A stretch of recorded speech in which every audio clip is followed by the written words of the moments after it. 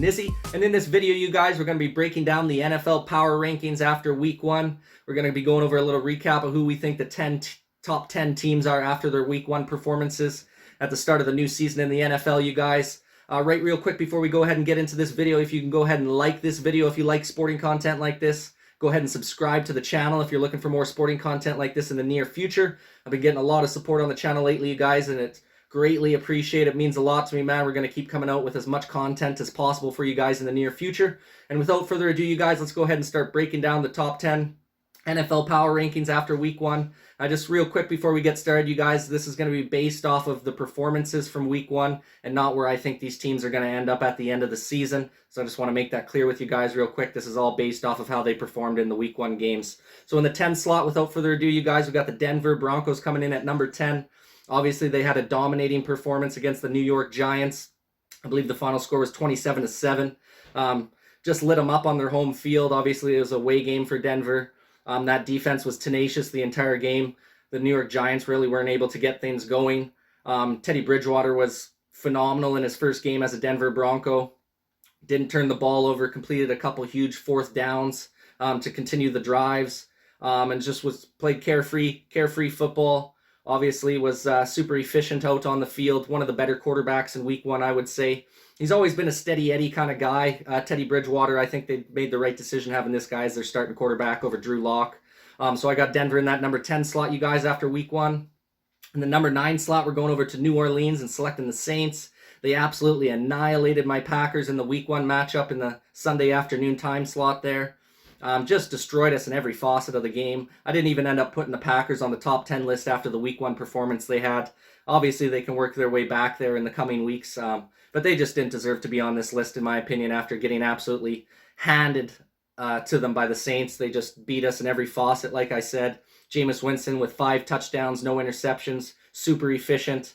Only threw for 149 yards, but was still able to get the 5 passing touchdowns.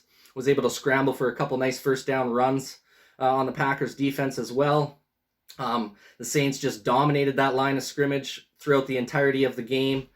We were never able to get a run game going against those guys, and they were just able to pound the ball on our defense, no problem. They ended up finishing with, I think, 39 or 40 rush attempts.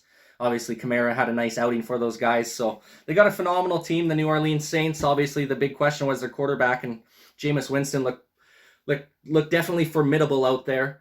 If he can keep his turnovers in check, I think they can be a playoff team this year for sure. So that's why I got the New Orleans Saints in that number 9 slot, you guys. Going over to the number 8 slot, we got the San Francisco 49ers. Obviously, they won their matchup against the Lions there, 41-33. Now, I'd probably have these guys higher on my list if they didn't allow the Lions to come back in that game, but it should have been long gone and over with much sooner than that. And then obviously at the end of the game there, they allowed them to score a bunch of points and pull within 1 touchdown. Obviously, being an onside kick away from getting an opportunity to go down and tie the game.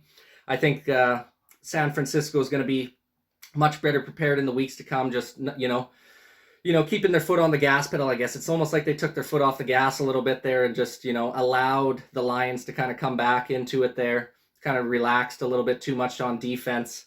But we know San Francisco got one of the best defenses in the league. So if they play a full 60 minutes, there's no doubt they'll be crushing teams like the Lions throughout the entirety of the season here. So I got San Fran in that 8 slot, you guys. Going over into the 7 slot, the only team that ended up losing that I have in my top 10 here, you guys, is the Cleveland Browns. They're coming in at number 7. And the reason why I got these guys in my top 10 is because they ended up playing who I have up there in the top 10 as well, in the Kansas City Chiefs. It was a real close game. Chiefs ended up taking it 33-29. The Cleveland Browns gave them a run for their money for sure. They had a lead throughout most of the game as well before Patrick Mahomes made the comeback there in the 3rd and 4th quarter. But Cleveland's looking like a top-tier team for sure. Obviously, they got key guys at each position group on both sides of the ball. They got a phenomenal defense, phenomenal offense. Their running back room's, probably the best tandem in the league between Kareem Hunt and Nick Chubb. So I like what I seen from these guys. Baker had a good performance. Obviously had 1 interception and didn't throw any touchdowns, but I believe he did throw over 300 yards passing throughout the game. And obviously they lost to one of the best teams in the league in the Kansas City Chiefs, so you can't put too much weight on that. And it wasn't like it was a beatdown. It was a close, tight-knit game the entire way through. Just an absolute battle between 2 top-tier teams in the league. And I see Cleveland Browns bouncing back big time here. I see them being a big time playoff contender this year, you guys. So that's why I got them in the number 7 slot. Over in the number 6 slot, you guys, I got the Pittsburgh Steelers. Obviously, their offense was a little stagnant to start the game. I believe it was 10-3 or 10-0 going into halftime. But that defense of Pittsburgh is just insane. I mean, I don't know how teams are going to be able to score points on these guys because that pass rush got to be one of the best, if not the best pass rushes in the league. Obviously, they've got great back-end talent at the corner position as well as the safety position with guys like Joe Hayden, Minkah Fitzpatrick. And then on the offensive side of the ball for the Pittsburgh Steelers, like I said, it was a bit of a slow start for them. But they do have a lot of offensive talent. Obviously, they drafted Najee Harris. Big Ben's back for another season. I think he's only going to continue to get more in a rhythm and get better as the season goes along here. And then you got, second-year talent Chase Claypool, who's looking like an up-and-coming stud of a wide receiver. Deontay Johnson's outstanding as well. You still got Juju there as a nice option. So I really liked what I seen from the Pittsburgh Steelers in week 1, being able to come back and take the lead and hold on against the Buffalo Bills, which is another top-tier team that I decided to leave out of the top 10 list here, you guys, for week 1. Obviously, these are going to be changing throughout the weeks here as we get through the season and see how teams adjust and how teams perform week in and week out. But I got Pittsburgh at number 6 for now, you guys. Over into the number 5 slot, now we're getting heavy into the NFC West teams. We're going to select the Arizona Cardinals at the 5 slot here. They had an outstanding performance against the Tennessee Titans. And this was an away game as well for the Cardinals, and they just absolutely destroyed the Titans. I mean, it was over from the start of the game pretty much. Titans couldn't get anything going offensively. Chandler Jones, man, this guy is an absolute beast of a player. Hands down, probably the best pass rusher in the league. Obviously, TJ Watt took that role last year from him because Chandler Jones was injured most of the season, didn't really get a lot of playing time. But when you start out your first game of the season coming back off injury with a 5-sack game, and yes, I said that right, 5 fucking sacks, man, in one game. I mean, that is incredible. He's on pace for like 70-some sacks this season. If he keeps it up at that clip, obviously, that's completely unrealistic. But it would not shock me at all if Chandler Jones breaks the sack record this year and gets like 20 or 25 sacks. I mean, there's nothing that Tennessee could do to stop this guy. I mean, they got Taylor Lewan as their left tackle, who's one of the better left tackles in the league. He was just getting dummied by Chandler Jones the entire game there. Nobody could stop him. No one had an answer for him. Obviously, it helps when you got guys like J.J. Watt alongside him, just creating extra pressure on that D-line. Really liked what I seen from them. Kyler Murray, an absolute magician in the back there. I mean, the dude can throw it, he can run it, he can scramble out of the pocket and make plays. I mean, he's looking like he's going to be, an MVP caliber quarterback for years to come. One of the better quarterbacks in the league today. And it goes to show with how he performed. Obviously, they got D-Hop, too, had a phenomenal performance as well. So that's why I got Arizona at the number 5 slot, you guys. We're going to keep rolling right along with the NFC West here. In the number 4 slot, I got the Seattle Seahawks. A really nice performance they had against the Indianapolis Colts. This was a road game for the Seahawks as well. Never really got too close. Seattle's defense actually dominated pretty well. Didn't allow Carson Wentz to get rolling too hot. Held him only, I believe it was 17 points throughout the entirety of the game there, so it's not like they allowed him to score a lot. And then on the offensive side of the ball, Seattle was just phenomenal. And I got to say right now, guys, I think Russell Wilson's got to be the best deep ball thrower in the league today. I mean, just those rainbow arcs that he puts on those passes, and he just drops it right into a bucket. I mean, for the deep pass, him and Tyler Lockett got to be one of the best, if not the best connections in the league. Because those guys are just phenomenal. How they can read those defenses, read those plays, and then Russell Wilson just hucks her up over the top, man. Just drops it into an absolute bucket. You see Tyler Lockett with his head way back, catching it up over his shoulder. Hard catches to make. But he always makes them, man. And it's not just this season. It's been seasons past. Like I said, I think this is one of the best quarterback wide receiver duos in the league, just with the connection and the continuity those two guys have together. So that's why I got Seattle at the number 4 slot, you guys. And then once again, we're sticking with the NFC West here. We got all 4 NFC West teams on this list, you guys. They all came out with a win. Obviously, there's only one team left, and it's the Los Angeles Rams with their new quarterback, Matt Stafford, who I thought played really well against that, pretty hard-nosed Bears defense. They got one of the better pass rushes in the league, one of the better D-lines in the league. And I thought Matthew Stafford and the Rams offense held up very well. Had a couple nice deep balls. Was able to put up a formidable amount of points. And then obviously on the defensive side of the ball, the Rams were the best defense last year. That trend seems to be continuing on into this season, you guys. The Chicago Bears had no answer for them, especially when you have, probably the weakest link for Chicago is their offensive line. So when that happens and you got a mean pass rush and mean D lineman, like Aaron Donald on the Rams side of the ball, it's not going to be an easy evening. So no surprise there that the Rams were able to just obliterate the Chicago Bears in that game. So that's why I got the Rams in the number 3 slot, you guys. And then heading over to the number 2 slot, we got the Kansas City Chiefs.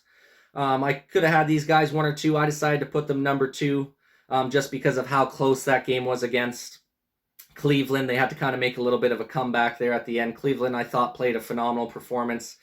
Cleveland's just got to learn how to close out games. They got a young squad still. And you got to really know how to close out those games, especially when you're playing a guy like Patrick Mahomes, who's got that quick strike offense. All it takes is one deep ball, throw down the field, and next thing you know, the whole game's turned around for you. So that's why I got the Kansas City Chiefs at number 2. They're almost unbeatable. I mean, you got to do every single thing perfectly out on that field to be able to beat this squad. They're a very tough out.